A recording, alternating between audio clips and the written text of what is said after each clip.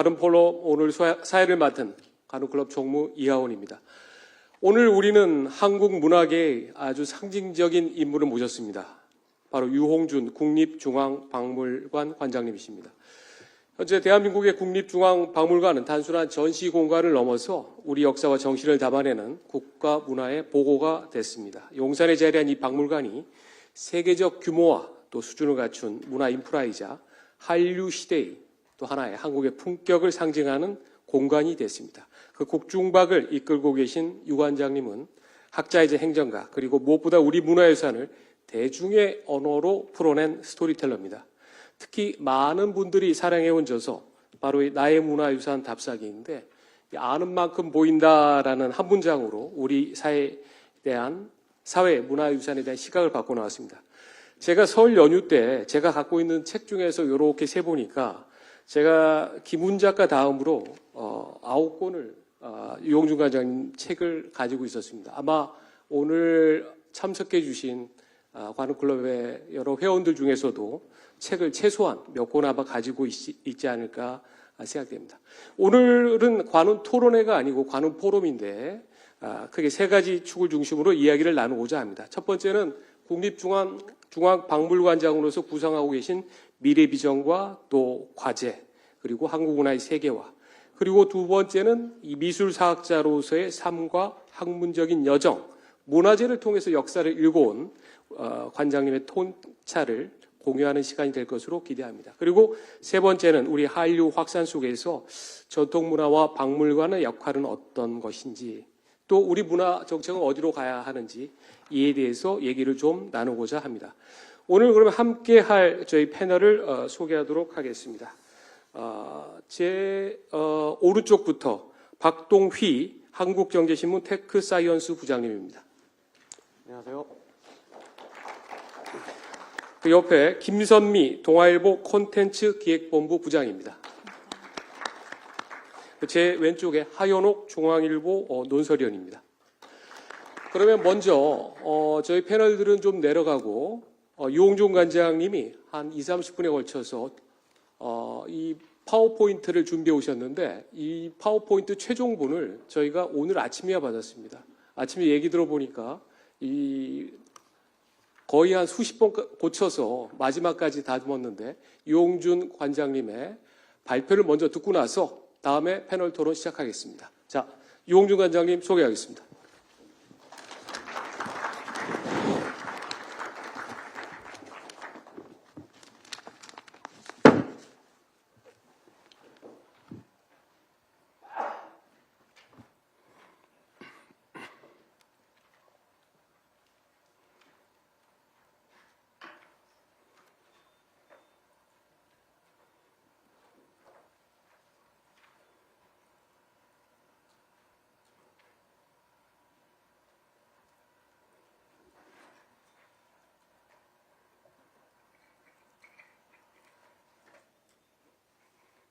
안녕하십니까. 오늘 초대받은 국립중앙박물관장 유홍준입니다. 국립중앙박물관은 역사적 유물과 아름다운 미술품을 수집, 소장, 관리하고 있는 우리나라의 역사와 문화의 심장으로 이를 연구, 교육, 전시하는 대국민 서비스 기관입니다.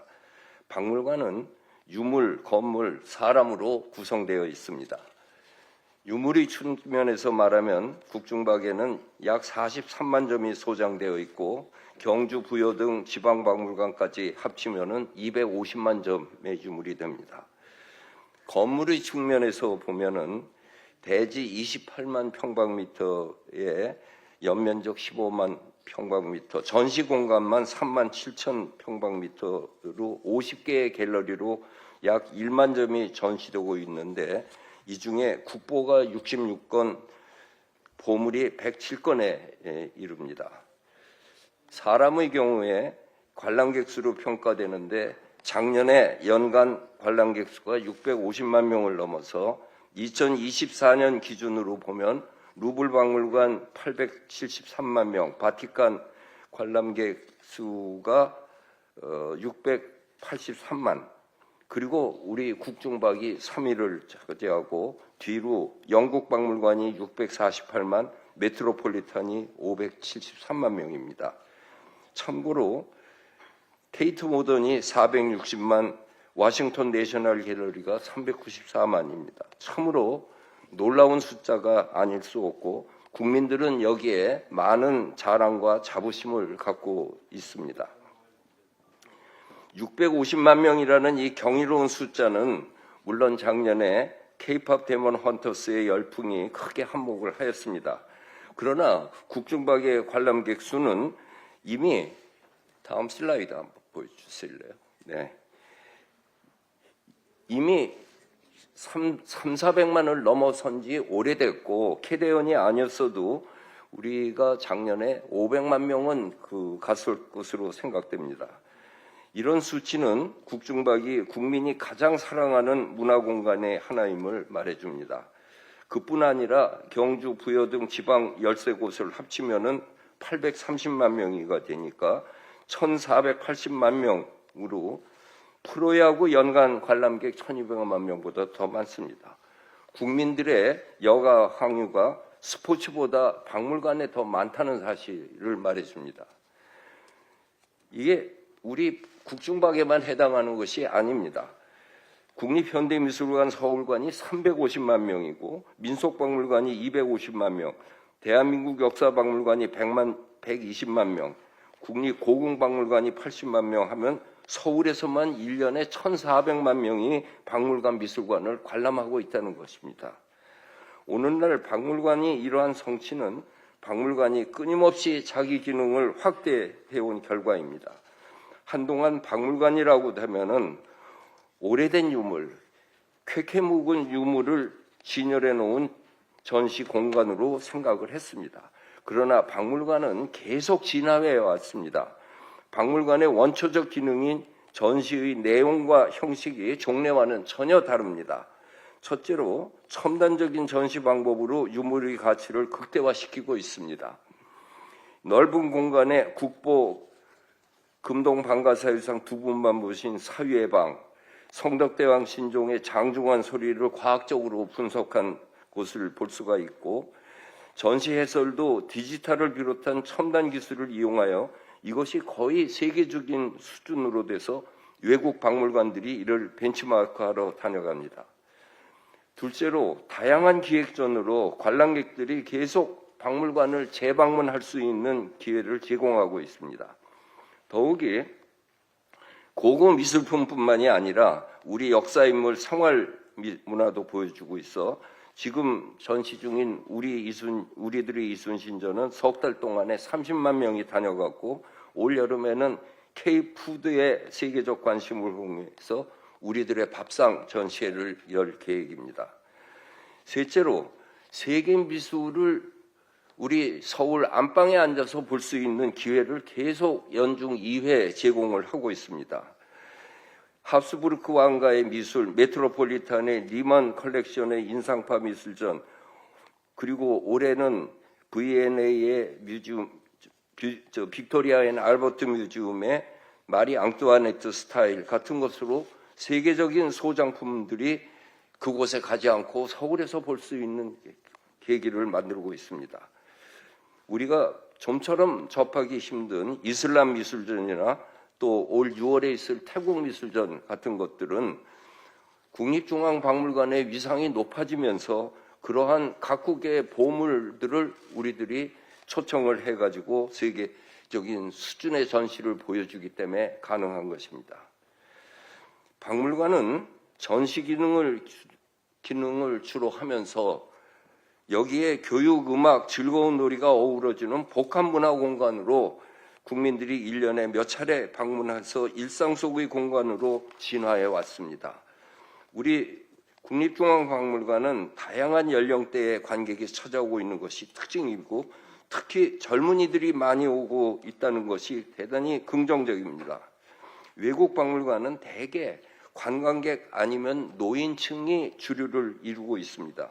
외국 박물관장들은 이 점에 놀라면서 그 비결이 뭐냐고 우리들에게 물어보고 합니다.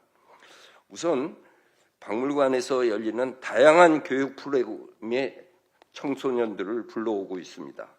수요일과 토요일 야간 개장 시간대는 큐레이터와의 대화가 있어서 관람객들이 수준 높은 전시 경험을 하고 있고, 대학생들이 학생단체를 대상으로 직접 유물을 설명해주는 청년 멘토 프로그램이 있고, 초등학생 대상으로 방학 특별그램, 교과서 속의 문화재 탐험, 이러한 프로그램을 계속 진행하고 있습니다.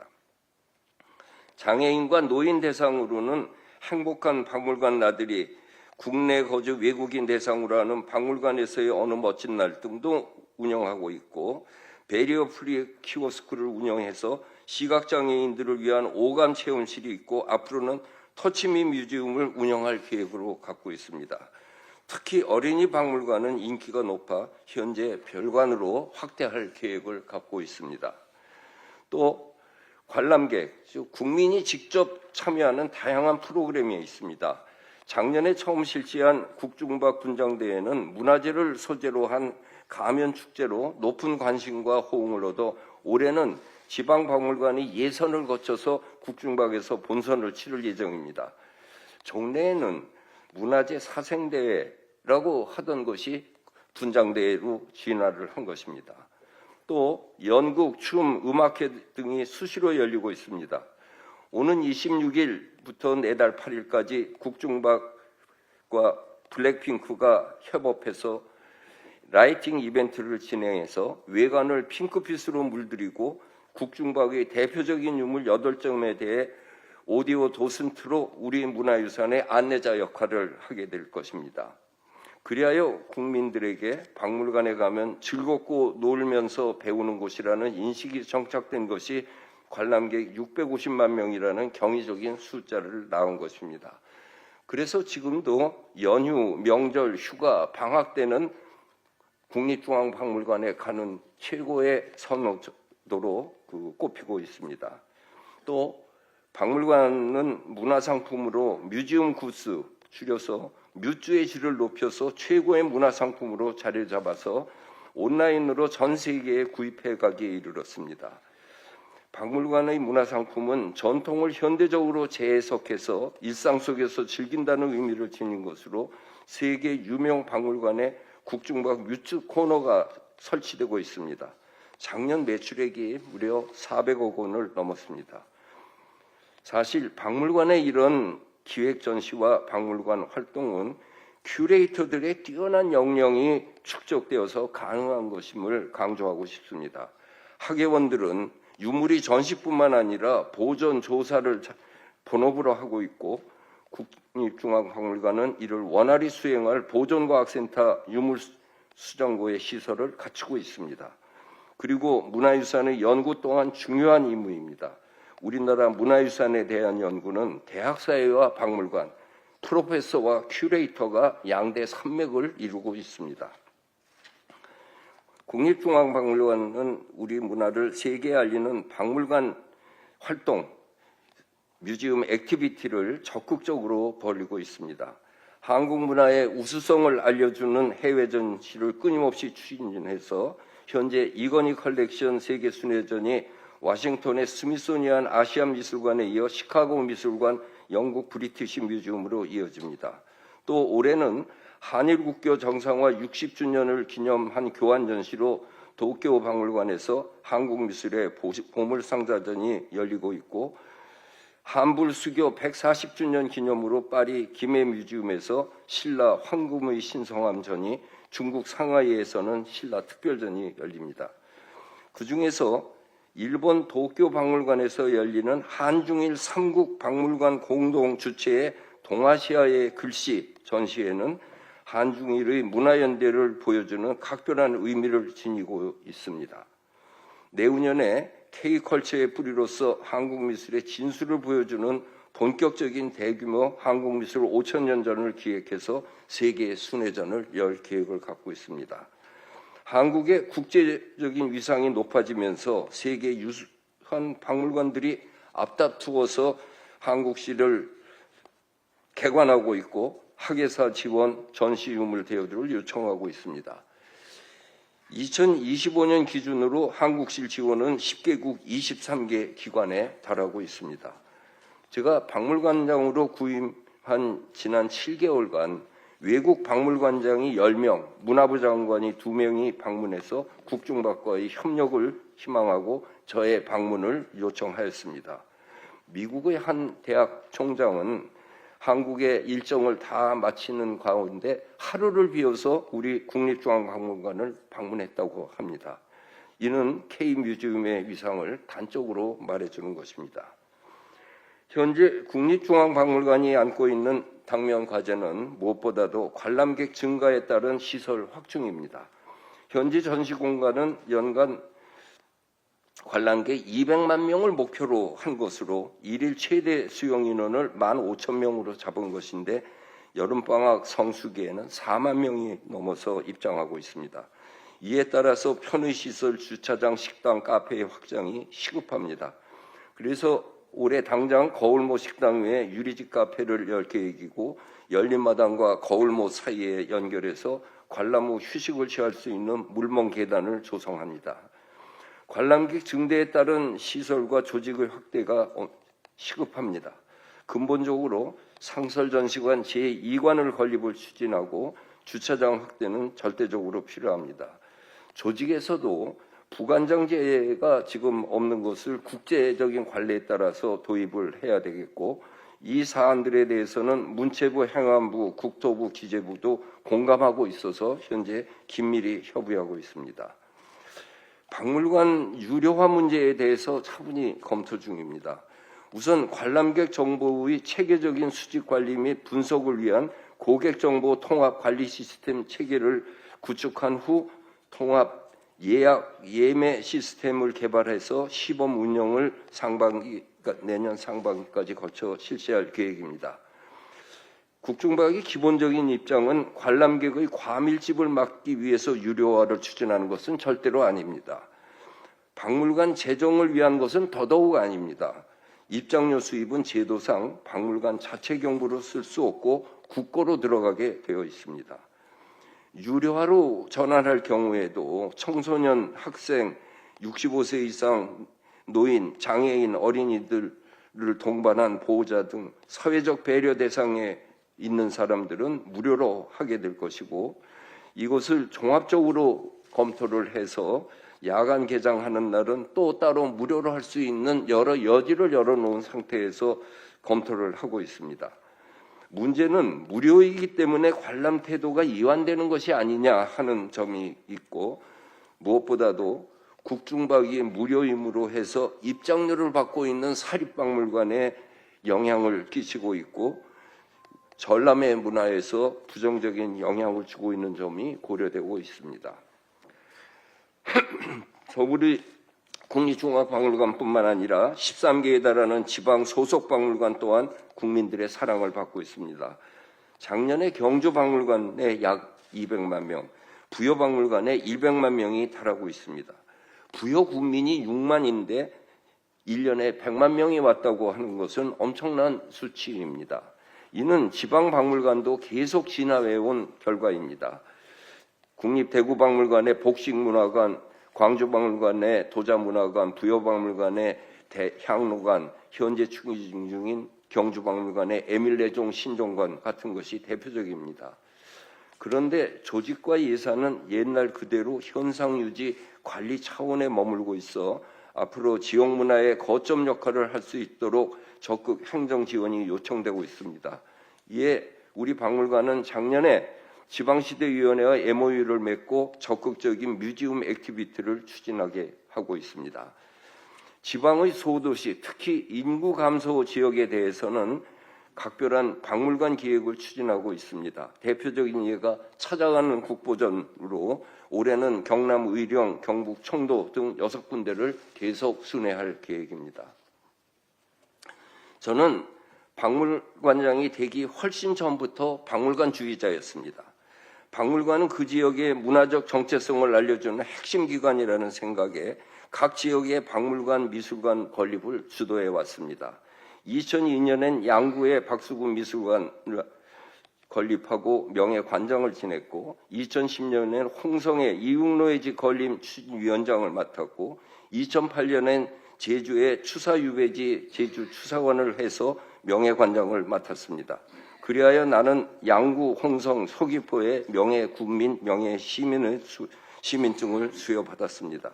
최근 10년간 부여와 백제관계의 서화 및 민속미술품 약 800점을 기증해서 조만간 부여 국립미술관 건립이 될 것으로 기대하고 있습니다. 박물관과 미술관의 권위와 품격은 소장품에서부터 비롯되는 것이기 때문에 보다 많은 유물 구입비가 책정되어야 합니다. 이것을 아무리 강력히 추진해도 현상 유지 제도 하에서는 좀처럼 시정되지 않고 있습니다. 박물관 발전에 기증문화재가 갖고 있는 의미는 굉장히 큽니다. 국보 세안도를 비롯해서 뛰어난 서화 컬렉션을 기증해 주신 손세기, 손창근 기증유물, 세계 유래를 찾아볼 수 없는 방대한 유물, 약 1만 건 2만 3천 점을 기증해 준 삼성의 이건희 회장 컬렉션의 기증은 국중박의 소장품의 질을 한참 높여주는 것이었습니다. 박물관의 기증은 이런 방대한 컬렉션 기증 못지않게 수량은 적지만 명문가의 전래품, 애호가의 애장품이 기증되어서 박물관 수장의 질을 높이고 있습니다. 그래서 각 박물관은 유물 기증을 적극 권유 추진하고 있습니다. 여기에 한 가지 덧붙이고 싶은 것은 저 개인적으로도 여러 박물관에 유물을 기증해 왔는데 고미술연합전이나 옥션에서 각 박물관 미술관이 있으면 좋겠다 하는 작품을 만나면은 제가 직접 구입해서 기증을 한 곳이 여러 군데 있습니다. 그 이유는 박물관의 구입 절차가 너무 복잡해서 좋은 유물이 나와도 값이 그렇게 비싸지도 않은데 살 수가 없습니다.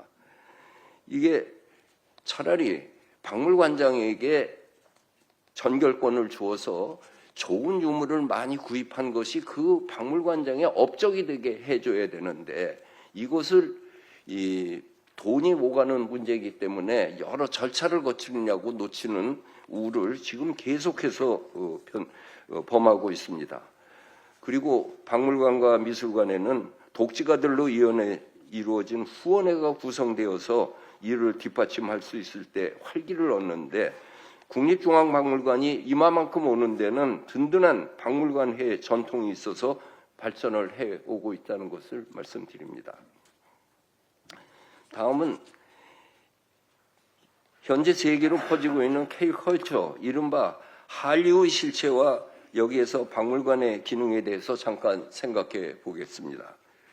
K컬처에 대한 문화사, 인류학, 사회학, 예술평론 등 인문학적 성찰을 종합해 보면 K컬처의 실체에는 문화의 혼성화가 이루어져 있습니다. 한류는 민족적인 것도 아니고 서구 사조에 편승한 것도 아닙니다. 류웅재 교수의 한류 분석을 보면 온전히 한국적인 컨텐츠만으로 채운 것이 아니고 지역과 수용자 취향에 맞게 글로벌하면서 동시에 로컬한 요소를 배합해서 뒤섞은 것, 즉 국제적인 것과 지역적인 것의 이종교배를 통해서 세계인들이 좋아하는 것을 만들었다는 분석입니다. 예를 들어서 영국의 한 음악평론가가 BBC 라디오에서 K-팝에 대해서 설명을 하는데 아나운서가 K-팝이 뭐냐고 묻는 물음에 K-팝은 어떤 음악이냐라는 질문에 대해서 음악의 여러 요소들이 융합해가지고 있는 것이 특징이지 하나의 장르는 아니다라고 했습니다. 즉 K-팝은 한 가지 장르가 아니라 일렉트릭 댄스 뮤직을 바탕으로 해서 팝, 힙합, 발라드, 리듬앤브루스 등 여러 요소가 잘 어울린다는 데 특징이 있다고 했습니다. 그러면서 그는 말하기를 한국의 대중음악에서 이런 장르의 복합이 처음 나타난 것은 서태지와 아이들 때인데 그때는 SNS가 발달하지 않아서 한국 내에만 머물렀는데 2002 월드컵 축구 때 붉은 악마들의 응원이 보여준 떼창의 힘이 여기에 합쳐지면서 BTS 같은 음악이 나온 것이라고 분석을 했습니다. 그러면서 이 영국의 음악평론가는 비유해서 말하기를 한국의 뛰어난 음식인 비빔밥 같은 음악이라고 했습니다. 즉 여러 가지 신선한 재료를 맛있는 소스로 비벼서 영양가도 있고 맛도 있고 누구나 즐길 수 있는 것이라고 합니다. 그러니까 우리가 하고 있는 것이 곧 세계적인 것으로 된 것입니다. 그래서 K컬처의 인자에는 자연스럽게 당연히 우리의 역사와 문화가 서려 있는 것입니다. 그러니까 국립중앙박물관은 K컬처의 뿌리로서 제품의 원단을 제공하는 역할을 충실히 하고 있는 것입니다. 국립중앙박물관이 하이브와 MOU를 체결하고 블랙핑크와 협업해서 내일 모레부터 새로운 공연을 진행하게 될 것이고 K푸드와 연계해서 우리들의 밥상을 기획하고 있는 것은 이런 차원에서 이루어지고 있는 것입니다. 다음은 미술사를 전공한 인문학자로서 잠시 한 말씀 드리겠습니다. 지금 저는 큐레이터로 근무하고 있지만 본적은 프로페서입니다. 제가 관훈 포럼에 초청되었다고 하니까 후배 교수들이 이 자리에 나가면은 반드시 좀 이야기해달라고 국민들에게 여론을 환기시켜달라고 하는 사항이 하나 있습니다. 인문학자는 자기 전공에 충실해서 자기 분야의 전문 저서나 논문 발표에 충실해야 합니다. 그리고 또 한편으로는 한 시대의 지성으로서 자신의 전문적 지식을 동시대 대중과 나누어 써야 하는 의무가 있습니다. 오늘날 우리 인문학이 사회적으로 경시되고 있는 많은 이유 중 하나는 인문학자들이 대중과 긴밀하게 만나는 저서들이 흡족하게 나오지 못하고 있는 데 있습니다. 대중서란 수준 낮은 책이 아니라 전문적인 내용을 대중도 알아들을 수 있게 썼을 때 제비를 바랍니다. 진정한 의미의 좋은 저서는 전문서와 대중서의 경계가 없습니다. 이에치카의 역사란 무엇인가는 강연집입니다. 곰브리치의 서양 미술사 스토리 오브 아트가 전문서입니까? 대중서입니까? 인문학 대중서의 최대 공급처는 대학 교수 사회입니다. 그런데 오늘날 대학의 교수들은 이른바 교수업적 평가를 위한 학진 등재지에 실린 논문에 매달리면서 그것을 사회화시키는 좋은 쓸 여력을 갖고 있지 못한 것이 우리 교육계 학계의 현실입니다. 나의 문화유산 답사기는 교수업적 평가에서 논문 한 편의 절반인 50점 아니면 빵점을 받습니다. 인문 분야를 질이 아니라 규격화된 틀에서 양으로만 평가하는 우를 범하고 있습니다. 현 상태라면 우리나라에선 제러드 다이아몬드의 총균세나 유발 하라리의 사피엔스 같은 책도 학술 평가 업적으로는 빵점을 받을 것입니다. 나의 문화유산 답사기가 지난 30년간 500만 부가 팔린 사회적 영향력을 가졌지만 저는 이제까지 어떤 문학상도 받은 적이 없습니다. 1997년에 간행물윤리위원회에서 나의 문화유산 답사기 제3권이 나왔을 때 저술상이라고 하는 항목으로 수상을 받은 게 전부입니다. 그 이유는 우리나라에서는 인문학의 대중서에 수상하는 저작상, 미국의 퓰리처 같은 상이 없기 때문입니다. 나는 이미 독자에게 또는 국민으로부터 거대한 상을 받았기 때문에 아무런 아쉬움이 없습니다만은 우리 후배 교수들, 인문학자들이 자기 자신이 쓰고 싶은 저서 활동을 할 수 있게 하기 위해서 교수업적 평가에서 일반 저서를 용인하고 국내에도 퓰리처상 같은 저작성이 생기면 우리 인문학을 크게 발전시키는 계기가 되리라고 믿습니다. 다음은 제 일과 관계해서 저술 활동을 잠깐 말씀드리겠습니다. 저는 지난 45년간 45권의 책을 썼습니다. 그러나 저는 아직까지 4권을 쓰고 있다고 생각하고 있습니다. 다음 첫 번째 시리즈는 나의 문화유산 답사기로 국내편 12권을 펴내고 마무리 못 짓고 일본 편 5권, 실크로드 편 3권, 국토박물관 순례 2권 해서 아직도 2권을 더 써야지나 마무리를 할 수 있는 책입니다. 두 번째는 우리 미술품 감상을 안내하는 국보순례, 명작순례, 안목 3권인데 이것은 명품 순례 또 할 수 있지만 여기서 끝내려고 합니다. 세 번째는 한국미술사의 통사인 유홍준의 한국미술사 강의로 선사시대부터 조선시대까지 6권을 펴냈는데 7권째 한국 근현대 미술사를 써야 되는데 나이도 있고 해서 일단 한 권으로 읽는 한국미술사를 먼저 출간하고 동시에 외국인을 위한 한국미술사를 펴내서 현재 영어, 중국어, 일본어 번역이 추진되고 있습니다. 바로 작년 경주 에이펙 때 국립중앙박물관에서 펴낸 A Short History of Korean Art는 바로 이 책을 요약을 한 겁니다. 네 번째는 화인열전 시리즈인데 저는 한국 회화사를 전공하면서 역대 화가들의 상과 예술을 전기로 엮어내는데 그것을 필생의 학업으로 삼았습니다. 그래서 2002년에 겸재정선 등 모두 8명의 화가의 바이오그래피를 묶어서 화인열전 2권을 펴낸 바 있습니다. 그러다 학계가 발전해가지고 너무나 많은 새로운 사실이 있어서 2012년에 절판을 시키고 개정한다는 것이 드디어 올해 25년 만에 새로 쓰는 화인열전 제1권으로 겸재정선을 새로 펴냈습니다. 저는 인문학자로서 이 작업은 힘이 나는 한 가장 힘을 써야 된다고 하고 생각을 하고 기왕에 펴낸 추사 김정희까지 5권으로 펴낼 계획을 갖고 있습니다. 내가 저술 활동에 전념하고 있는 것은 인문학자로서 미술사가로서 사회적으로 자기를 실천하는 길이라고 생각하기 때문입니다. 그리고 저는 무수히 많은 어마어마하게 많은 강연을 해오고 있습니다. 하루 3건 정도의 요청이 있습니다. 제 비서가 하고 있는 일 중에 하나가 친절하게 강연 요청을 거절하는 게 그 일이 될 정도입니다. 제 강연 주제는 사정에 따라 바뀌지만 가장 선호하는 것은 우리 역사의 힘과 한국 문화의 아이덴티티, 안목, 미를 보는 눈입니다. 저는 전국 어느 시군 아직 강연하자고 가지 않은 곳이 없습니다. 지난번에 가평군에서 새로 도서관을 개관한다고 해서 가평읍인 줄 알고 갔더니 가평군 조종면 현리 백마부대에 있는 마을 도서관이었습니다. 그래서 더 보람이 있었습니다.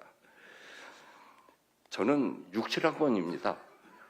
제가 기운이 아직까지 생생하기 때문에 강연을 하지만 때로는 힘들어서 앉아서 하기도 합니다. 그래도 즐거운 마음으로 강연하는 것은 강연하러 간다고 생각하면은 힘들지만은 나는 우리 문화유산의 가치와 아름다움을 전도한다는 마음으로 갔을 적에는 신이 납니다. 전도사란 안 믿는 사람도 붙잡아서 믿게 하는 게 전도사인데 믿겠다고 모인 분들 앞에서 전도하는 것이기 때문에 즐거운 마음으로 강연에 임하고 있습니다. 오늘 이 자리도 전도하는 마음으로 나와서 여러분들에게 제 소견을 얘기하고 있습니다. 저는 이를 스스로가 선택한 천직이라고 생각하고 앞으로도 체력이 허락하는 한 계속할 것입니다. 앞으로 저는 국립중앙박물관장으로서 그리고 인문학자로서 사회적 소임을 다하겠습니다. 경청해 주셔서 감사합니다.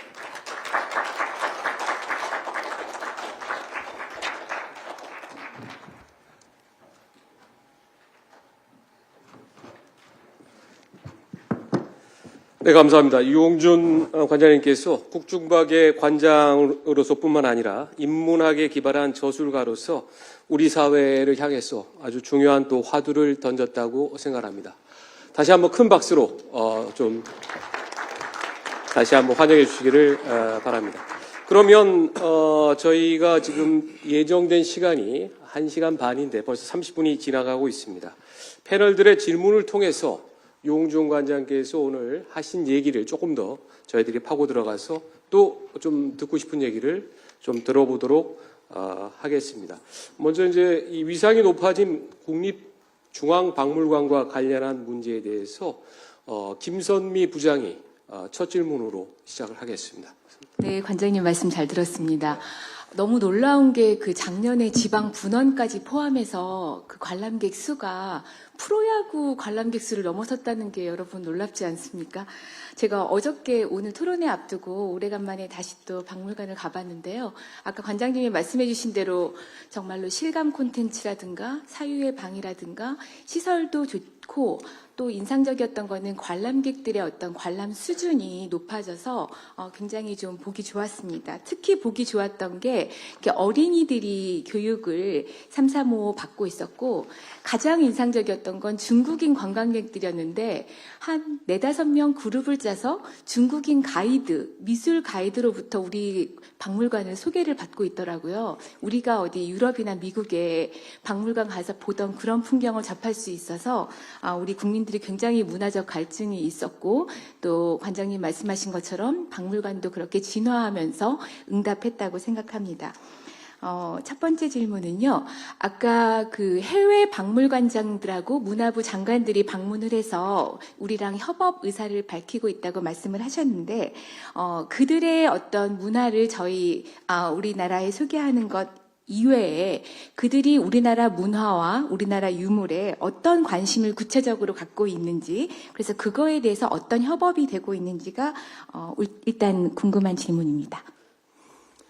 네, 해외 박물관장들이 우리 국중박과 협업하고 싶어 하는 데에는 세계사적으로 볼 적에 세계 유명 박물관의 한국실은 참으로 초라하고 빈약합니다. 그동안 아시아를 상징하고 있는 미술 그 박물관에서의 위상은 중국과 일본이었습니다. 그러니까 메트로폴리탄이나 브리티시 뮤지엄에 가서 보면은 중국실에 비해서 일본실이 2분의 1은 더 될 것 같아요. 3분의 2 정도로 굉장히 큰 규모로 있는데 한국실은 중국실의 10분의 1 정도뿐이 되지 않습니다. 그것은 여러 가지 이제 이유가 있지만은 외국에서 박물관을 만들 적에는 우리 유물을 소장하고 있어야 되는데 그동안 일본과 중국을 통해서 아시아를 대변해 가서 우리 한국 미술품을 적극 구입하지 않아서 열고 싶어도 열지 못하는 그런 거가 있습니다. 그래서 한국 미술품의 에센스 되는 것을 우리 박물관에서 전시를 해달라 하는 것이 가장 많은 그 요청입니다. 이와 관련해서는 우리 또 다른 그 검토가 필요한데 우리가 해외 박물관에 어디까지 지원을 할 수 있는가 하는 그 문제입니다. 자체 노력에 의해 가지고 하고 싶은데도 하지 못하고 있는 부분은 무엇인가 하는 것을 따져봐야 됩니다. 그래서 저희들이 쓰고 있는 방법이 중요한 박물관에 이번에 미국의 클리블랜드 뮤지엄에 그쪽이 소장하고 있는 미술품에 더해서 우리가 보완하는 유물을 대여해 가지고 우리 불교 미술의 하나의 특별전을 갖고 있는 것이 있고 그리고 우리 한국미술 5,000년 전이라고 하는 아주 에센스 되는 전시회를 한다고 발표를 하니까 세계 유수한 박물관장들이 그것이 진행된 대로 우리들에게 좀 알려달라고 그러니까 자기 박물관으로도 와달라 하는 겁니다. 다시 얘기해서 세계가 한국을 주목한 것이 한 20년 전이라고 할까요? 그쯤 되는데 실제로 한국시를 준비할 수 있는 자체 준비가 없는 것에 대해서 이런 특별전을 통해서 우리 한국 문화를 알려주겠다는 것이고 참고로 메트로폴리탄하고 브리티시 뮤지엄의 한국실은 90년 되기 전엔 없었습니다. 아시아실, 중국실, 일본실 옆에 있는 복도에 진열당 서너 개가 있었던 것을 우리가 경제력이 커지고 나면서 우리 코리아 파운데이션 그리고 삼성과 현대의 도움을 받아서 비로소 한국실을 만들기 시작을 했던 겁니다. 이것이 지금 우리 위상에 비했을 적에 세계 박물관들이 한국실이 부족해서 이거를 보완하는 차원의 교환 전시와 지원을 요청하고 있는 것입니다. 그래서 드리려던 질문이 한국미술 5,000년 전입니다. 네, 취임 네. 때 말씀을 하셔가지고 굉장히 관심이 높은데요. 아직 아마 한 내후년 정도 생각하고 계신다고 해서 이제 윤곽을 잡고 계실 텐데 우리가 해외에 가면은 워낙 그 일본인 기업인 컬렉션들이 많아서 미국이나 유럽이나 굉장히 그런 기업인들의 힘을 느끼기도 하는데 우리나라는 그동안 그 리움미술관이 국립중앙박물관이 뜨기 전에는 리움미술관이 약간 그런 역할을 했던 측면이 있는 것 같고 지금은 이제 이건희 컬렉션이 순회준이기 때문에 그 한국미술 5,000년 전과 이건희 컬렉션이 어떻게 연계가 되는지 많은 분들이 궁금해하고 계셔서 여쭤보고 싶습니다. 이건희 컬렉션에 대한 전시는 워낙에 이건희 컬렉션이 뛰어나 그 자체로서 한 뮤지엄이 되는 것이기 때문에 이 해외전을 꾸며 나갈 적에 테마와 뭐 계기가 있어야 되는데 이 이건희 컬렉션에 이것을 사랑하고 수집하고 나누어 쓴다라고 하는 개념으로 해가지고 기획을 해서 전시하고 있는 것이고요. 한국미술 5,000년 전은 우리 한국 문화가 세계에 그래도 알려지게 되게 된 것은 1980년에 있었던 그 최순호 관장 시절에 했던 한국미술 5,000년 전입니다. 그때 미국이나 유럽에 있는 아시아 미술을 전공하는 프로페서와 큐레이터들이 한국 미술이 진수가 있다는 걸 그때 처음 알았다는 겁니다. 그곳에 있는 박물관에 가면 한국실도 없었고 그렇다고 해서 한국 미술에 대한 영어로 쓰여진 책도 한 권도 없었고 그들이 한국에 온 적도 없고 그러니까 아시아는 중국과 일본으로 다 이해됐다라고 하는 그 분위기였는데 이때 한국 미술 5,000년 전을 보고 깜짝 놀래가지고 제가 알고 있는 큐레이터 한국학관계 큐레이터 미국인들은 그 전시회를 보고 자기는 일본 미술사에서 한국 미술사로 전공을 옮겼다고 그렇게 얘기를 하고 있습니다. 그래서 이 40년 전에 있었던 45년 전에 있었던 이 전시를 더 이번에는 우리가 이런 것이다라고 알려주는 것보다 에센스를 가지고 K컬처의 뿌리를 보여주는 진수를 보여주는 전시회로 나갈 좀 더 체계적으로 하겠다는 뜻입니다. 네, 다음에 박동희 부장님 부탁드립니다. 네. 그 해외 박물관 등에서 빈약한 한국 전시관에 대해서 말씀해 주셨는데요.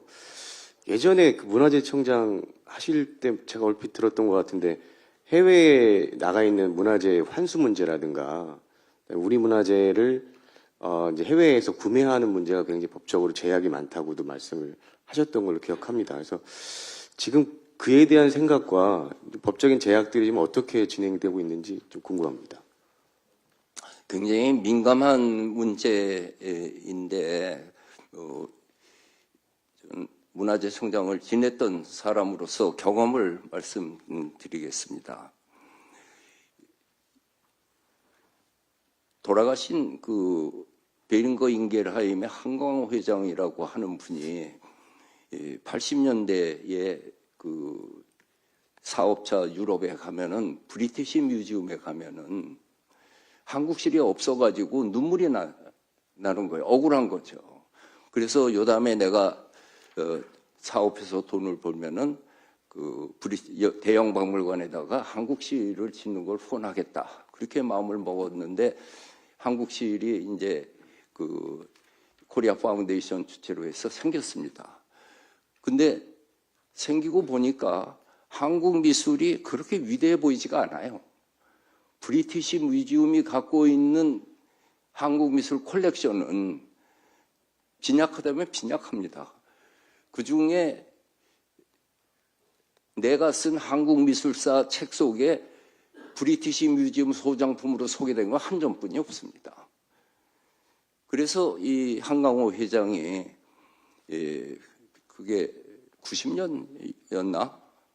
아니요, 2000년 무렵입니다. 2000년 무렵에 당시 20억 원을 브리티시 뮤지엄에 도네이션을 했습니다. 한국 미술품을 보관하라고요. 그래가지고 당시 앤더슨 관장하고 제인 포탈 그 큐레이터가 한국에 왔습니다. 와서 도자기하고 목기하고 그 대형 박물관에 전시할 작품을 샀어요. 문화재보호법으로 못 나갔습니다. 그래서 그거를 포기하고 홍콩에 가서 크리스티 옥션에서 일부 사가지고 보관을 했습니다. 우리는 문화재 환수라고 하는 것에 역점을 두고 있는데 이 문화재에 약탈 문화재라든지 아주 중요한 것은 우리가 가져와야 되지만은 일반적인 미술품은 우리 문화를 알려주는 문화재 대사 역할을, 외교관 역할을 한다는 것으로 바꿔야 됩니다. 영국 사람이 가야 토기를 사가면 영국 토기가 되는 게 아니고 영국 사람도 우리 가야 토기를 좋아한다고 하는 그런 의식으로 이 넓은 시각으로 생각해야 되는데 지금 우리는 이 피해 의식이 워낙 강하기 때문에 문화재 환수가 많이 애국이고 그리고 우리 문화재가 밖에서 우리 문화를 자랑하고 있는 것에 대해 가지고 의미를 너무 축소하고 있기 때문에 이 문제에 대해서는 반드시 해결해야 될 것입니다.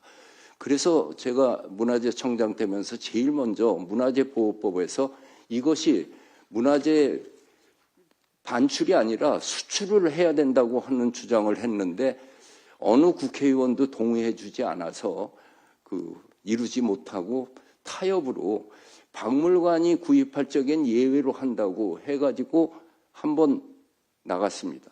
그 이후에는 아직 한 번도 나가지 않았어요. 왜냐하면 그렇게 허가를 하면은 국정감사와 그 국회의원들에게 야단맞기 때문에 손을 대지를 않습니다. 그게 우리 국민들이 갖고 있는, 우리 문화재가 갖고 있는 것을 해외에 나가 있는 문화재를 어떻게 생각할 것인가에 대한 마음의 재정립이 필요하다고 저는 생각하고 있습니다.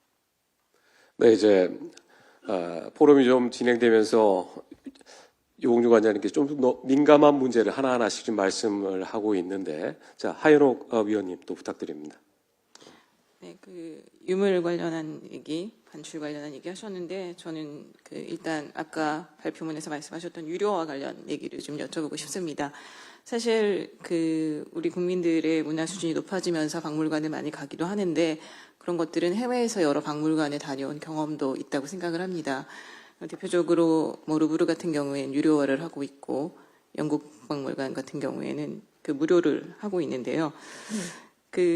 발표문에서 보면 국립중앙박물관 유료화가 사실 과밀집 방지나 재정 지원에 의한 조치는 아니고 안정적인 운영이나 관람객 편의를 위한 조치라고 말씀을 하셨습니다. 그리고 이런 입장 수입이 국고로 기속되기 때문에 사실상 박물관 자체에 어떤 재정이라든지 아니면 유물 구입이라든지 이런 쪽으로 쓸 수는 없다고 말씀을 하셨는데 그렇게 된다고 하면 일반인들 입장에서는 왜 유료화를 하는가라는 생각을 할 수밖에 없을 것 같고요. 관장님께서 말씀하셨던 예약제나 패스트트랙 같은 어떤 실제 그런 부분을 위한 조치라고 하면 사실상 좀 와닿지 않는 부분이 많습니다. 실질적으로 유료화를 통해서 기대하는 구체적인 효과를 조금 말씀해 주셨으면 좋겠고요. 또 유료화가 어떤 박물관의 정시라든지 운영 역량 강화로 이어지는 선순환이 날 수 있다고 보시는지 아니면 유료화로 인한 문턱이 높아지면서 역효과를 낼 것이라고 생각하시는지 그런 부분에 대한 우려는 없는지에 대한 말씀과 함께 그렇다면 적정한 입장료는 어느 정도라고 생각하시는지 좀 여쭤보고 싶습니다. 네. 제가 관장이 되면서 이 문제를 했을 적에 언젠가는 유료화 해야겠지만은 오랫동안 무료로 해온 관행은 국민적 합의가 있어야 된다라고 할 때는 무료가 대세인 줄 알았는데 여론은 유료로 다 돌아버리는 그런 분위기가 있어서 언제 얼마를 받을 거냐고 이렇게 계속 질문이 들어오고 있습니다. 근데 현재 국립중앙박물관장 입장에서 이 650만 명이 이게 허수가 아니라고 하는 것을 일단은 확인을 할 필요가 있습니다. 국민들이 이렇게 프라이드를 갖고 있는데 어느 날 이걸 유료화해가지고서 떨어뜨렸을 때 오는 실망감을 제가 감당하기도 힘들고 국민들도 실망을 할 거라고 생각합니다. 일단 무료가 갖고 있는 편리함과 행복이 있습니다. 아무 때고 갈 수 있다라고 하는 것이 이게 무료가 갖고 있는 장점인데 이것이 사람들이 많이 몰리니까 이제 첫 번째 문제가 되는 거가 예약 시스템이 없어가지고 오픈런이라고 얘기하는 그 얘기대로 10시 개장인데 8시 반, 9시면은 긴 줄을 서 있습니다. 정말로 반가운 게 아니라 미안해요. 그래서 3월 중순부터 우리는 9시 반 개장으로 바꿨습니다. 9시로 당기고 싶지만은 이제 거기에 따른 환경 미화 뭐 여러 일이 있기 때문에 일단 9시 반으로 당겼고요. 이 유료의 외국을 많이 비교하는데 루블 박물관은 엄청난 그게 비싼 것을 받는데 이런 얘기하는데 루블 박물관의 경우에는 관광객이 80%라 그들의 입장료는 관광 수입입니다. 그 나라에. 이 자국민들이 향유하고 있는 문화 공간이 아닙니다. 그거를 우리하고 같이 맞대놓을 수는 없는 것이고요. 이 무료기 때문에 값이 싸 보여서 관람 태도가 산만해진다라고 하는 건 분명히 있습니다. 그건 고국 입장료도 마찬가지고요. 근데 현재 관람 질서를 볼 때 무료기 때문에 방탕하게 있다라고 하는 생각은 들지 않습니다. 이 유료화하는 것은 이 과밀집을 줄이기 위해서 할 의사는 전혀 없고 또 그것이 국고로 들어가 우리 박물관 운영비로 해서는 더더욱 아니고요. 지금 현재 진행하고 있는 것은 일단 고객정보 종합 시스템을 통해서 예약제라고 하는 것으로 관람객 편의를 우선 제공을 하고 그리고 세계 어느 박물관에나 있는 패스트 트랙을 만들어서 양질의 서비스를 받는 사람들에게는 또 이런 기부금이라든지 이걸로 혜택을 줘가지고 들어갈 수 있는 시스템을 갖추는 것이 중요하다고 생각을 하고 있고요. 값이 얼마인가는 내가 내년에 대답해 드리면 안 될까요? 네. 지금 플로어에서 질문이 하나 들어왔습니다. 김대중 재단 김기만 본부장님이 하신 질문인데요. 일단 적정 관람료에 대한 건 내년에 밝혀주시기로 하셨고 국중박을 유료화할 경우에 내국인과 외국인의 관람료에 차등을 둘 예정인지 궁금하다고 하시는데 사실 자금성 같은 데 가면 외국인의 입장에서 보면 내국인과의 현격한 격차를 보면서 이렇게 너무한 거 아니야? 이런 생각을 할 때가 있긴 한데요. 이런 차등화를 주실 계획이 있으신지 좀 궁금합니다. 외국인이 지금 차지하고 있는 비중이 7% 정도뿐이 되지 않습니다. 그래서 외국인에게 차등을 했을 적에 세계적으로 받는 비난을 받는 것보다 외국인, 내국인 다 똑같이 하는 것이 다 맞고 한때 중국이 그렇게 했다가 큰 비난을 받아가지고 이 외국인 차별을 없애버렸습니다. 지금 하고 있는 나라도 있기는 하지만은 그것은 이 수치나 이런 거에 큰 의미는 갖지 않으면서 우리가 차등을 했다라고 하는 것만 있어서 현재 제 마음속에는 외국인에게만 더 받는 의사는 없습니다. 네. 다음으로 김선미 부장은 이제 오늘 포럼을 위해서 또 국중박을 또 다녀오기도 했는데 국중박과 관련해서 또 다른 질문 있으시죠? 네네. 사유의 방이 워낙 국립중앙박물관 인기 콘텐츠로 자리 잡았습니다. 그래서 최근에 국립부여박물관도 금동 대학로 하나만 이렇게 전시해서 오롯이 볼 수 있게 해서 굉장히 인기를 끌고 있는데요. 지금 국립중앙박물관에서 그러면 제2의 사유의 방 형태가 어떤 생각하고 계시는 게 있을지 궁금합니다. 네. 사유의 방의 성공은 세계 박물관이 다 주목하고 있고 벤치마크 하려고 따르고 있습니다. 다 경험해 보시듯이 어느 박물관에 가서 관람을 한다고 해봐도 3시간 있기 힘듭니다. 박물관 관람이 어마어마한 중노동입니다.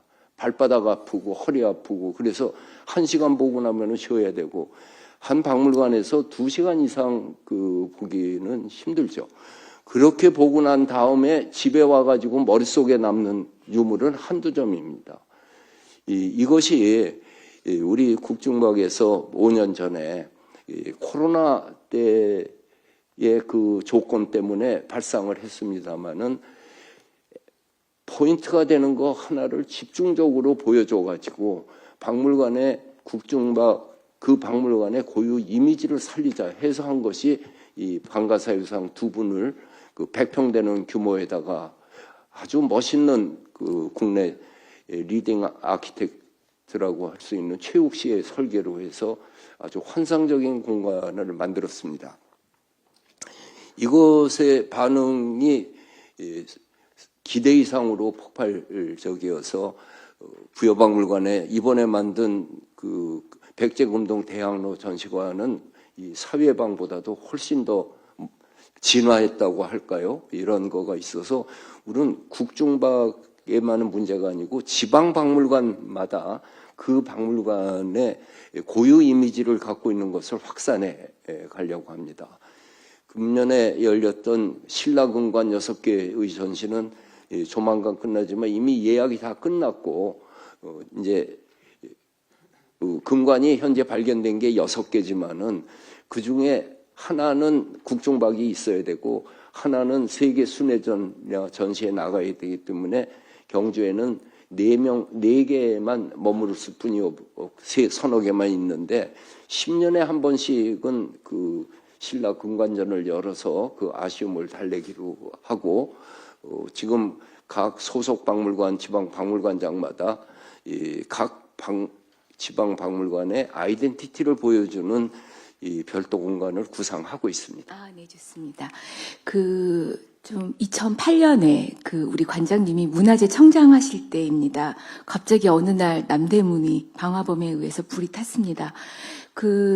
우리가 아무리 이제 애지중지하고 관심을 가져도 그런 사고는 있을 수 있는데요. 그러다 보니까 일부 유리에서는 이렇게 방탄유리 없는 방가 사유상의 보안 문제를 걱정하는 의견들이 있습니다. 이 문화재 안전성과 이 관객의 감상 몰입 사이에서 어떤 대책을 강구하고 계신지 궁금합니다.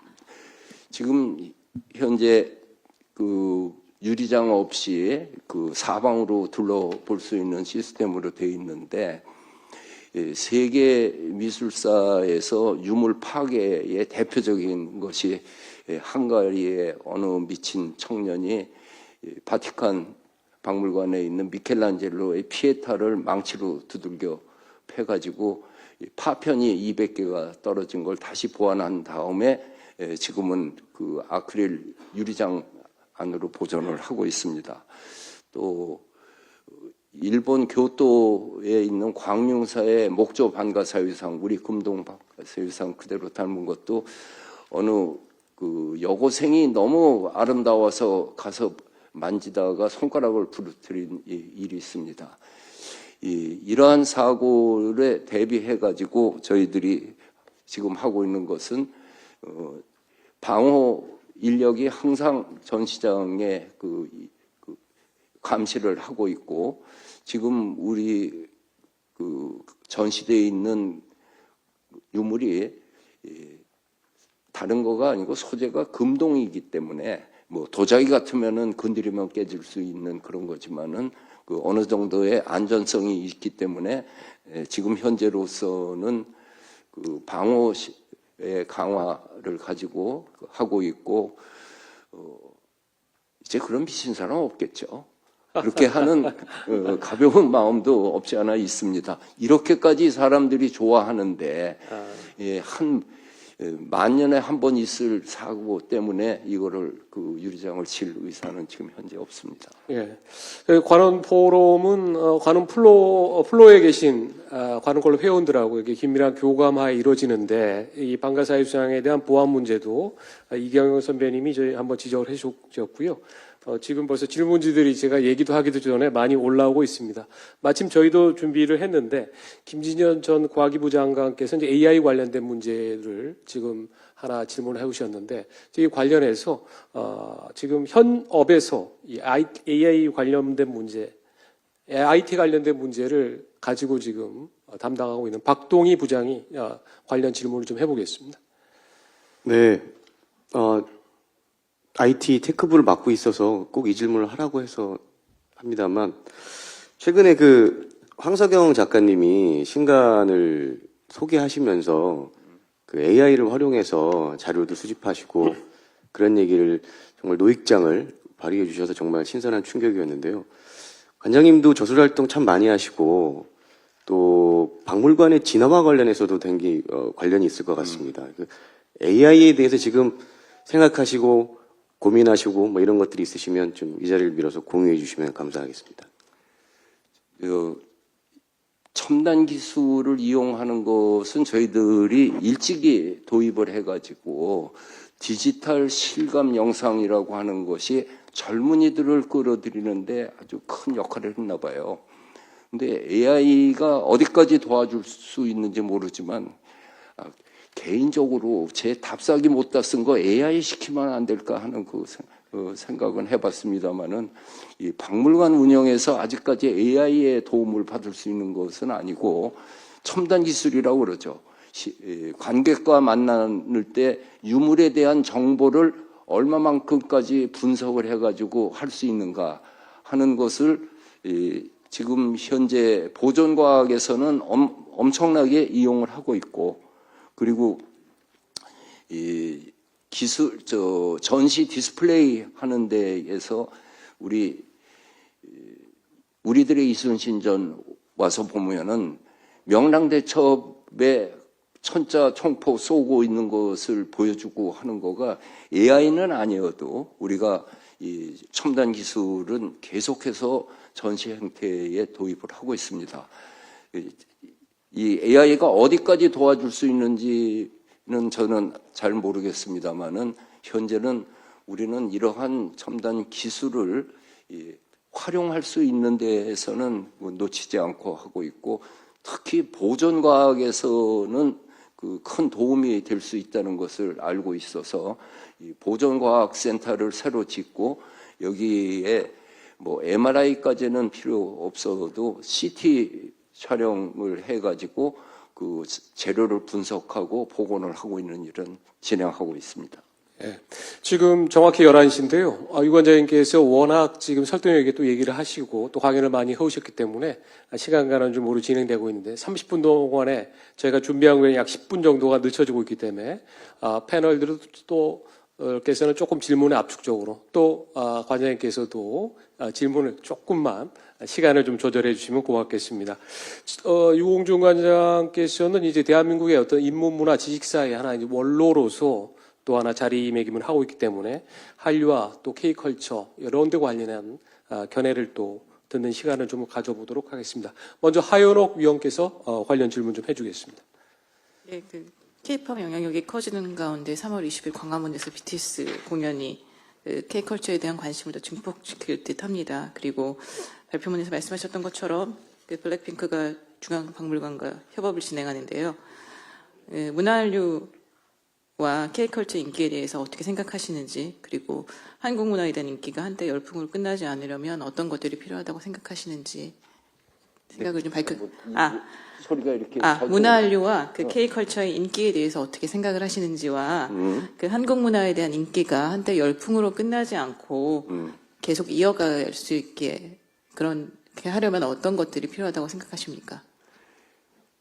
나는 이게 우리 생각이 아니고 이 아티스트들, 특히 MZ세대들의 아티스트들의 그 뛰어난 감각 때문이 아닌가 그런 생각을 하고 있습니다.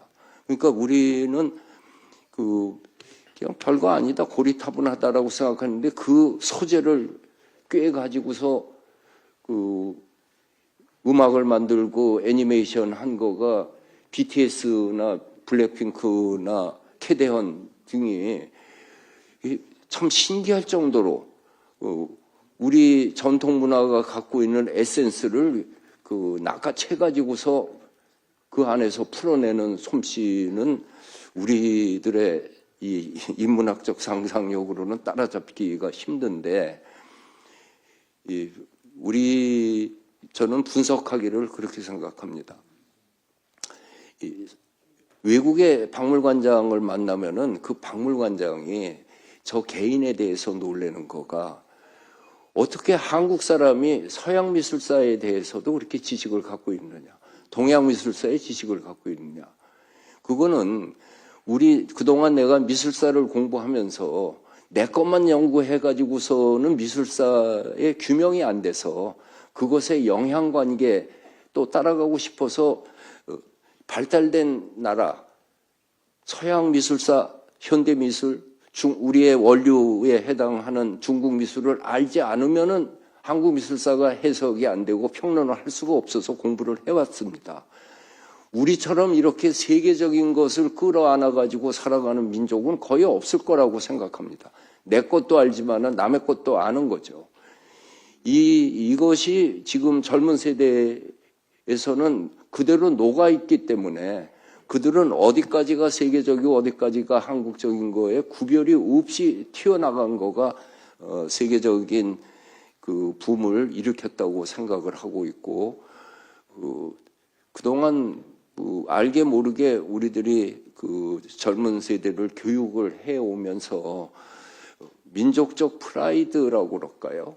우리가 한때는 가졌던 열등의식이라고 하는 것이 지금 자라있는 MZ세대들에게는 그러한 것은 없었던 것 같고, 그리고 일상이라고 하는 것을 그냥 그 자연스럽고 자랑스럽게 있는 그대로 해놓은 것이 이 성공의 비결이었다고 생각합니다. 만약에 그들이 여기에다가 강제적으로 한국적인 거를 집어넣겠다 했을 적에는 아마 세계가 받아들이지 않았을 수도 있습니다.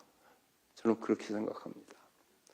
네, 그다음에 김선미 의원님도 이 여러 가지 저출생 고령화 시대 또 이런 거 관련해서 또 아마 질문이 좀 있으신 것 같은데요. 네. 네. 그 전에 우리 관장님 캐대원 보셨어요? 네, 봤습니다. 네. 어렵지 않으셨습니까? 아주 재밌게 봤습니다. 저희 기자들만 해도 조금 나이가 든 기자들은 처음에 무슨 내용인가 좀 약간 헤매기도 하고 그랬거든요. 저는 또 의무감으로 봐서 더 재밌었네요. 네네. 모릅니다. 아까 그 강연에서도 그 인문학의 사회적 실천을 말씀하셨는데 지금 정말 그 저출생 고령화 시대에서 이 박물관의 역할이 궁금합니다. 그리고 우리 미래 세대에게 박물관이 무엇을 남겨야 되는지 캐대원도 이제 의무적으로 보셨다고 하는데 어떤 생각을 갖고 계신지 궁금합니다. 저는 지금 그 젊은이들이 많이 오는 것뿐만 아니라 초등학생, 중학생을 데려오는 학부모들이 상당히 많습니다. 이런 지 오래됐거든요. 그래서 그렇게 자란 아이들이 10년 후에는 MZ세대가 돼가지고 그냥 그들의 생활 속에도 녹아 있어서 나는 이 문화가 외국 박물관장들이 그렇게 부러워하는, 자기네들은 이런 거를 만들기 위해서 칠드런 이런 거를 붙여가지고 각각지 프로그램을 해도 안 되는데 한국은 어떻게 실제로 유모차 끌고 오는 엄마까지 포함해가지고 이렇게 발전하냐 하는데 그 바탕에는 제가 분석하기에 한국인의 DNA는 언제부터 생겼는지 애국심이 있습니다. 민족적인 거에 대해 가지고 몇 %고 DNA가 있고, 그 다음에는 교육열이죠. 이 교육열이 그 아이들에게 뭔가 그래도 의미 있는 걸 가르쳐 주겠다 하는 그 교육열이 합쳐지면서 부모들이 어린이를 데리고 박물관을 보여주고 그 아이가 커서 박물관을 생활공간으로 해오고 해왔던 이것이 선순환돼 가지고 지금 발전하는 것을 더욱 계기를 확장을 해가지고 젊은이들이 박물관에 올 수 있는 것을 더욱 강화하려고 하고 있고, 저도 노인층에 분류가 됩니다만은 나이 드신 분들은 그냥 여가를 활용하기 위해서 오시는 것이기 때문에 그냥 그분들에게는 그분들 나름대로의 편리를 제공하는 것으로 제 생각은 젊은이 그리고 학부모들이 계속 오는, 그래서 재방문을 할 수 있는 계기를 그때마다 열어서, 이를테면은 금년에 입춘매양이라고 해서 분매를 한 달간 우리가 대여받아 가지고 전시를 했고, 그리고 대동여 지도를 실사이즈로 정밀 프린트해서 사람들에게 새로운 볼거리를 제공을 하고 하는 것을 끊임없이 제공할 그런 계획입니다.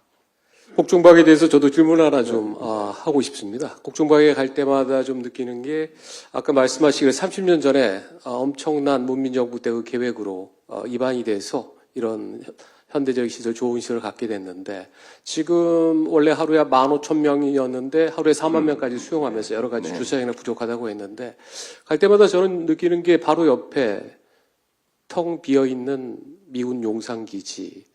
저게 문제가 아직도 환경 문제 때문에 해결이 안 되고 있는데 저걸 조금 더 활용을 해서 한다면 국중박을 조금 더 효과적으로 가게 하고 그쪽을 지금 이렇게 K컬처가 뜨고 있는데 뭔가 지금 이상한 방향으로 저게 가기 전에 하는 것도 방법이 있지 않을까 싶어서 아마 관장님은 워낙 또 아이디어가 많아서 꾀돌이라는 별명도 있으신데 관장실에서 미군 용산기지를 내려다보면서 저걸 좀 이렇게 활용하고 싶다라고 틀림없이 뭔가 생각하셨지 않았을까 싶어서 관련된 얘기를 한번 여쭤보고 싶습니다. 예, 실제로 제가 용산공원 추진위원회 위원장을 두 차례 4년 동안을 해서 지금 용산공원이 어디까지 추진되는지에서 잘 알고 있습니다. 지금 미군으로부터 완전히 반납을 못 받고 현재 한 7% 정도가 남아 있습니다.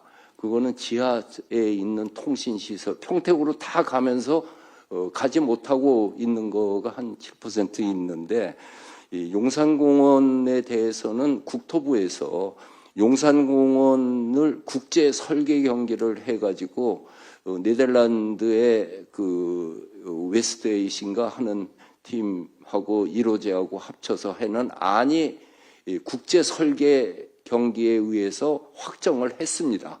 그렇기 때문에 그 순리적으로 보면은 그 국제 설계 경기까지 끝마친 것이기 때문에 미군이 완전히 철수하면은 그대로 진행하는데 바로 붙어 있는 공간이기 때문에 국토부로부터 또는 그 설계자로부터 양해를 구해서 붙어 있는 곳을 쓰는 방법에 대해서는 여지가 열려 있습니다. 그리고 앞으로 용산공원과 국중박 사이에 지하철역이 생깁니다.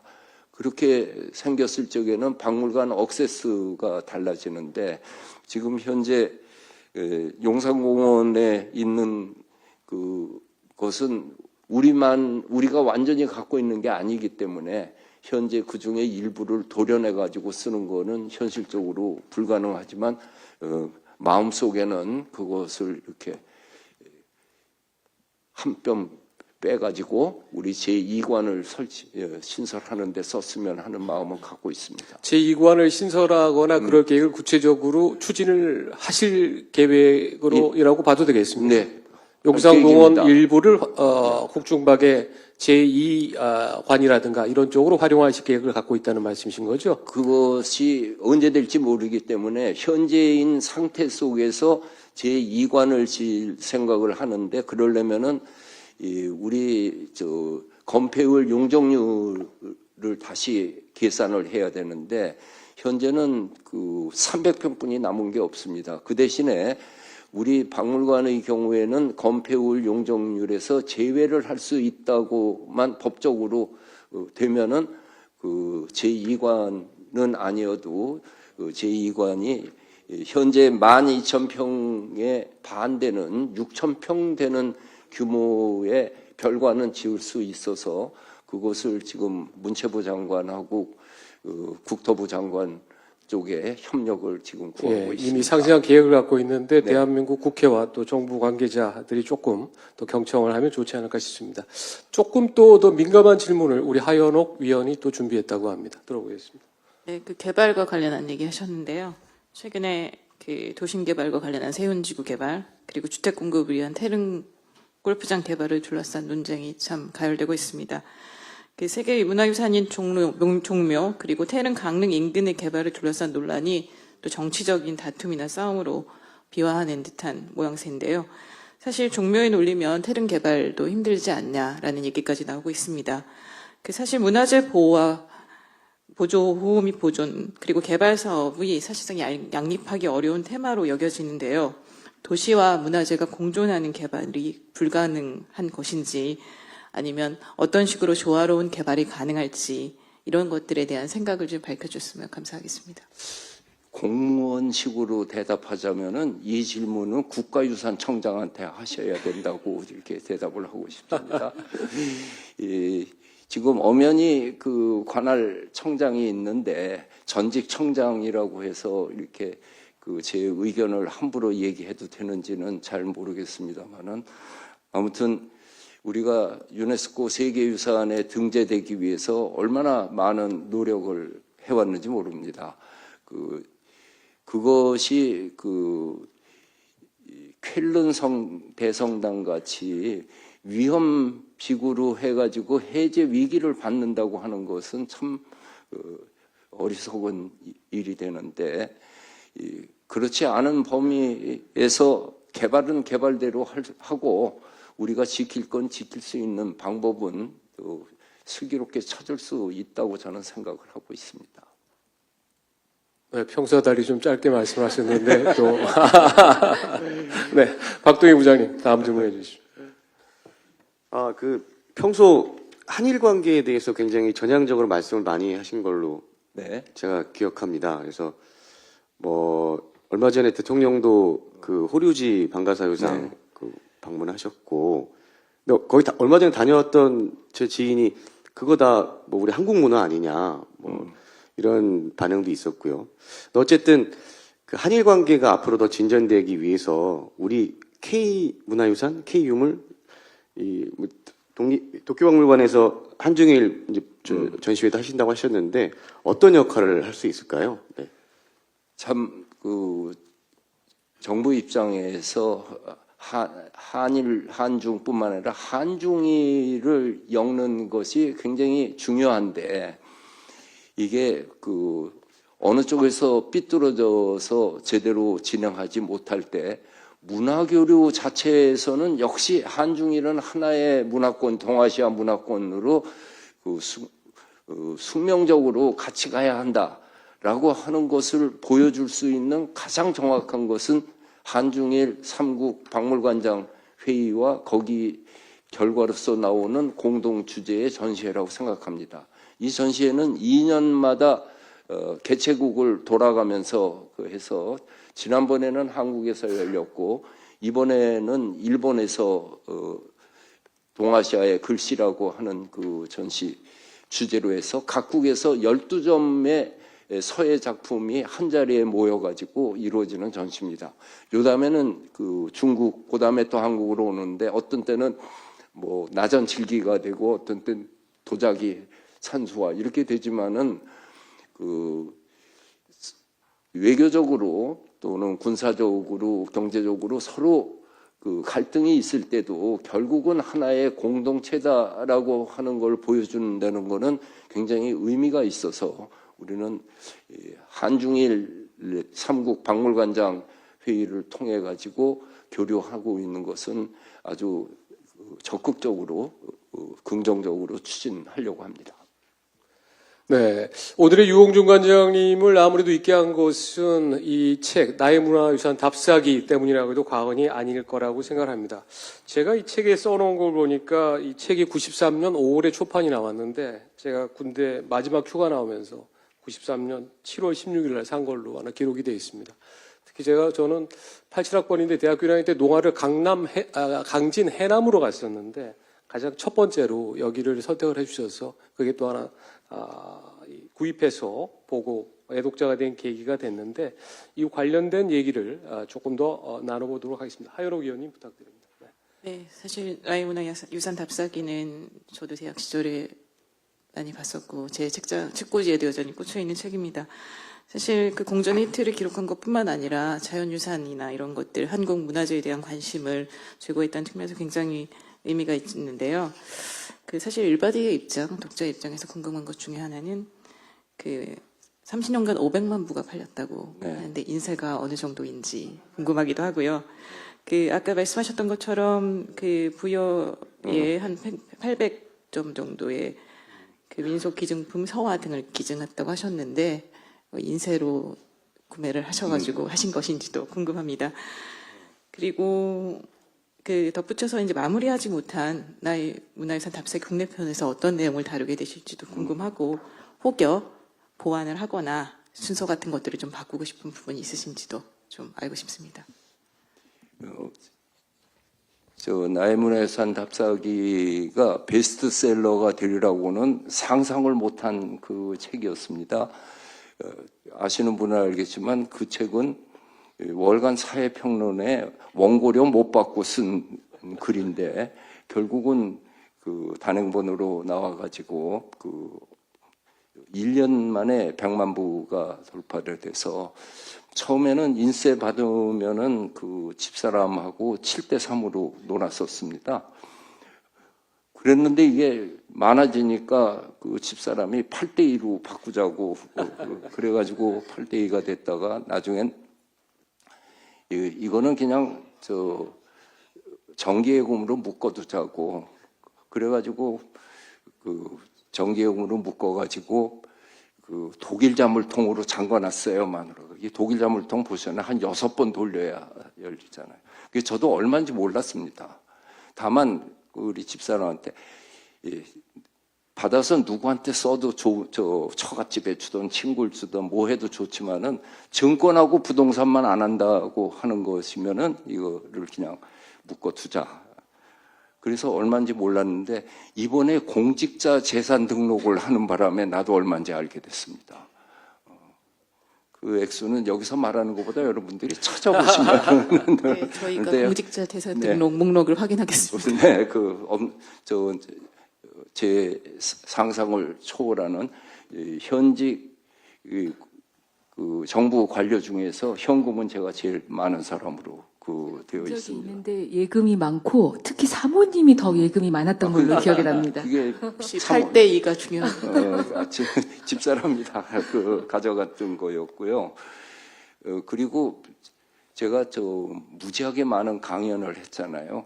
그 강연하는 그 강사료를 저는 그쪽에서 제시하는 대로 받았지만은 우리 사회가 갑자기 강사료가 높아져 갔어요. 기획사들이 생기면서. 그전에는 각 기관에서 자기들 예산으로 뭐 30만 원, 50만 원 하던 거가 그 강사 기획사들에서는 초청하기 위해서 자꾸 올리고 그다음에 이제 차등이 생기면서 적지 않은 강사료를 받은 거는 제가 아까 얘기했던 그 박물관에 필요한 것들 이렇게 사서 주고 해왔던 것이 굉장히 기뻤어요.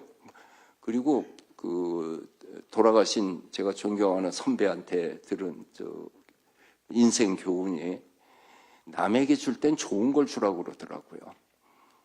차라리 주지 말든지 줄 때는 그가 꼭 필요로 하고 좋은 것을 주라고 하는 게 있어서 이거 예를 들면은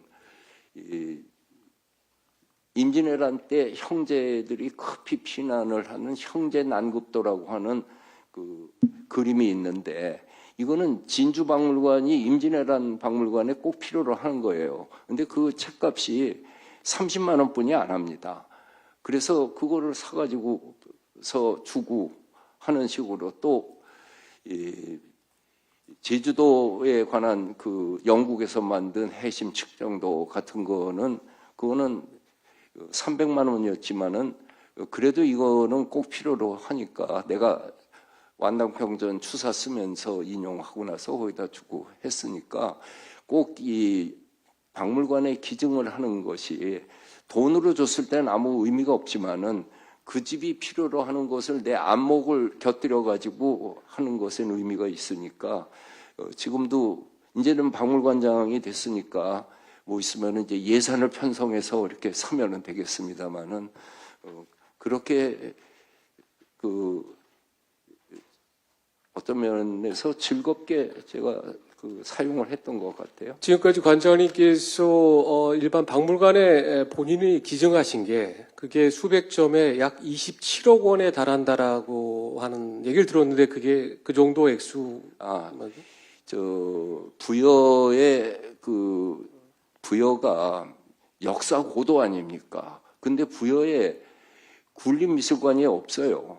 그래서 그동안에 제가 저 부여에 나중에 은퇴하면은 살려고 세컨하우스를 지어놓고 부여 군민이 되어가지고 그 부여를 위해서 뭘 할까 하는 중에 이제 유홍준과 함께하는 부여답사가 1년에 4번씩 열려서 60회까지 하고 이제 관장이 돼서 중단했습니다만은 퇴임하면은 뭐 가서 또 할 겁니다. 이 부여와 백제에 관한 그림과 글씨들을 모아서 해마다 전시를 했어요. 그러고 보니까 박물관에는 진열되지 않은 우리들이 필요로 하는 유물이 하나 있습니다. 그거는 민속품에서 생활 민속품, 팔도 반다지, 개다리 소반, 호족반, 밀양, 또 통영반 이런 소반들만 모아놓은 거라든지 또 가야 토기에서부터 그 고려 토기까지 질그릇이다. 이런 것들의 삶의 채취, 생활의 발견 이런 것을 한 것을 지난 12년 동안에 해마다 전시회를 했는데 지난번에 우리나라 고지도와 서양 고지도에서 코리아를 그린 그 고지도를 그동안 외국에 나가면 하나씩 사왔던 것을 합쳐서 한 60점 전시를 했는데 그때 그 부여 군수가 인사말에다가 저에게 감사하는 뜻으로 그거를 기증받은 것을 고미술 감정위원회 감정평가한 액수를 공개를 한 게 근데 우리 집사람 모르는 사실인데 지금 이렇게 확실하게 해주셨네요. 예. 지금 시간이 거의 한 5분, 10분밖에 남지 않아서, 박동희 부장이 또 질문을 하고, 플로우에서 나온 질문이 있어서, 그렇게 해서 좀 마무리하는 쪽으로 가겠습니다. 그 관장님이 말씀해 주신 것 중에 아주 크게 유행이 된 게 거미불로 화이불치. 네. 얼마 전에 아주 중요한 재판에 재판장이 언급도 하셨고, 네. 미용실도 네. 있다고 해서. 네. 그래서 어떻게 보면 그 말씀이 우리 사회의 안목을 굉장히 높여줬다고 생각이 드는데요. 뻔한 질문이긴 합니다만, 안목은 어떻게 길러지는 겁니까? 특히 AI 시대에. 우리 사회가 지켜야 될 가치를 또 만들기 위해서는 어떤 안목을 가져야 되는지. 아이고, 미술에 관해서만 얘기한다면은 좋은 작품을 좋은 선생님하고 보는 겁니다. 근데 그 선생님은 인간이 아니고 책인 경우가 많습니다. 저도 군대 있을 때부터 나는 앞으로 한국미술사를 공부하겠다고 해서 휴가 나오면은 이동주 선생의 한국회화 소사를 문고판을 들고 박물관에 가서 그 책에 쓰여 있는 대로 나도 느끼려고 그 노력을 상당히 많이 했습니다. 근데 그것이 결국은 상대평가를 많이 한 사람이 절대평가를 잘한다고 하는 것을 나중에 가서 알았습니다. 예를 들면은 아까 얘기했던 바티칸에 있는 미켈란젤로의 피에타라고 하는 조각 작품을 그냥 내가 봐서 느낀 거 말고 곰브리치는 뭐라고 그랬고 아놀드 하우저는 뭐라고 그랬고 젠슨은 뭐라고 그랬다. 그 중에서 나는 누구의 의견에 더 동의한다. 이 생각을 가지면서 내 지식이 된 것이 아닌가 싶습니다. 그러니까 내가 그냥 느끼는 것만 가지고서 안목이 높아지는 게 아니고 그것에 대한 앞사람 또 안목 있는 분들의 가르침을 소화를 하되 상대평가를 하면서 높아지는 것이 아닌가 그렇게 생각을 합니다. 네.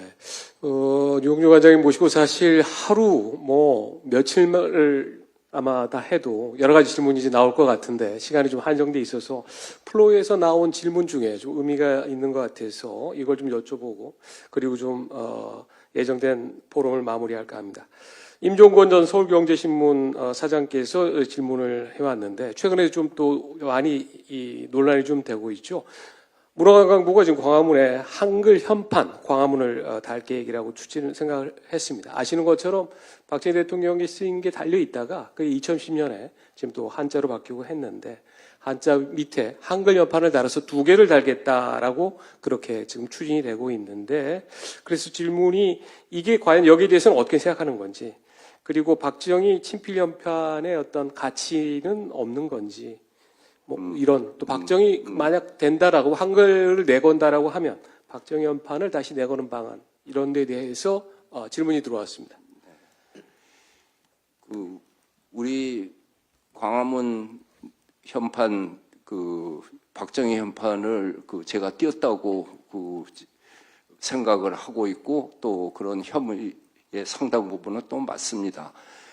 박정희 대통령의 현판을 띄게 된 거는 그냥 현판을 툭 띈 게 아니고, 콘크리트로 되어 있는 광화문 건물이 본래 총독부 건물에 맞췄기 때문에 본래 광화문에 위치하고 달리 남산에 있는 신궁과 마주보는 것으로 돼서 3.7도가 비틀어져 있습니다.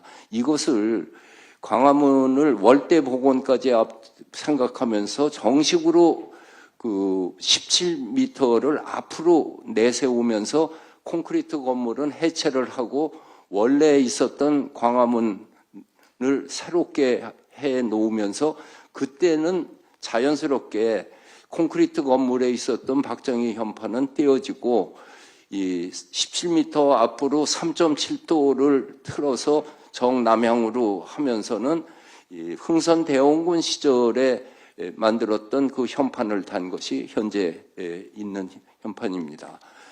근데 광화문 월대까지 복원되고 광장이 만들어지면서 사람들이, 또 외국인 관광객도 많이 오는데, 그 광화문이 한자로 쓰여져 있으니까 한글로 바꾸자고 하는 안들이 계속해서 한글 학계를 비롯해 가지고 여론이 그렇게 쭉 추진됐지만은, 현판을 전통적으로 온 것을 띄고 한글로 해석한다고 했을 적에는 여러 가지 논의가 생길 수가 있잖아요.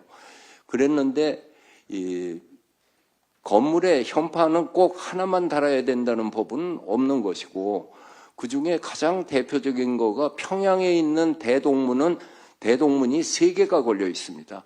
2개 걸려 있고 이맛도래도 있고, 금산에 있는 미륵전도 3개가 있고, 중국에 가서 보면은 7층 건물 전체가 다 현판이 걸려 있는 경우도 있습니다.